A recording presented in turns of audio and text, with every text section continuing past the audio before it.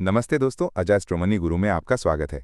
मैं हूं राहुल और आज हम बात करने वाले हैं चीन की अर्थव्यवस्था और कमोडिटी बाजारों पर इसके संभावित असर के बारे में।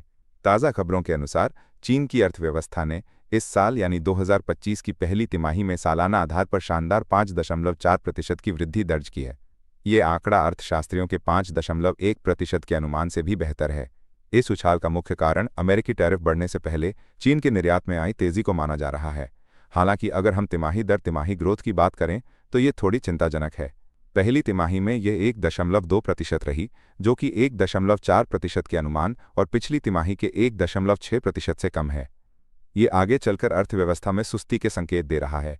जैसा कि हमने बताया, पहली तिमाही में निर्यात में तेजी की एक बड़ी वजह अमेरिका द्वारा चीनी सामानों पर टैरिफ बढ़ाने की आशंका थी। कंपनियों ने इस टैरिफ से बचने के लिए पहले ही शिपमेंट बढ़ा दिया था, जिससे Q1 के आंकड़ों को बल मिला। लेकिन अब स्थिति और गंभीर हो गई है। जवाब में चीन ने भी अमेरिकी उत्पादों पर टैरिफ को 125% तक बढ़ा दिया है, जिससे दोनों देशों के बीच ट्रेड वॉर और गहराता जा रहा है। इस बढ़ते ट्रेड टेंशन और चीन की घरेलू चुनौतियों को देखते हुए कई अंतर्राष्ट्रीय एजेंसियों ने चीन की 2025 की जीडीपी ग्रोथ के अनुमान को घटा दिया है। अब यह अनुमान 3.4% से 4.5% के बीच है, जो कि चीन सरकार के 5% के लक्ष्य से काफ़ी नीचे है। इस स्थिति से निपटने के लिए ये उम्मीद की जा रही है कि बीजिंग सरकार जल्द ही कुछ बड़े कदम उठाएगी।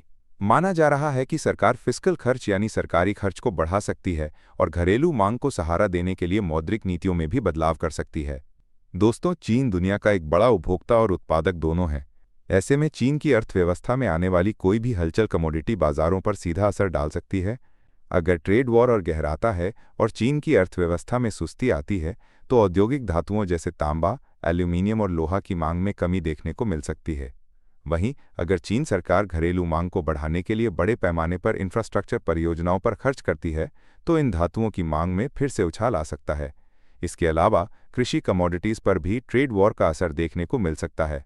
दोनों देशों द्वारा एक दूसरे के कृषि उत्पादों पर टैरिफ लगाने से कीमतों में अस्थिरता आ सकती है। कुल मिलाकर चीन की पहली तिमाही की जीडीपी के आंकड़े भले ही उत्साहजनक रहे हों, लेकिन आगे की राह चुनौतियों से भरी है। Trade war, real estate sector में सुस्ती और कमजोर घरेलू मांग जैसे कारक आने वाले महीनों में अर्थव्यवस्था को प्रभावित कर सकते हैं। हमें बारीकी से देखना होगा कि बीजिंग सरकार इन चुनौतियों से कैसे निपटती है और इसका कमोडिटी बाजारों पर क्या असर होता है। तो दोस्तों, ये थी चीन की अर्थव्यवस्था और कमोडिटी बाजारों पर इसके संभावित असर की एक त्वरित विश्लेषण। अगर आपको ये वीडियो पसंद आया हो तो इसे लाइक करें, शेयर करें और हमारे चैनल अजय एस्ट्रोमनी गुरु को सब्सक्राइब करना ना भूलें। जल्द ही मिलते हैं एक नए अपडेट के साथ। धन्यवाद।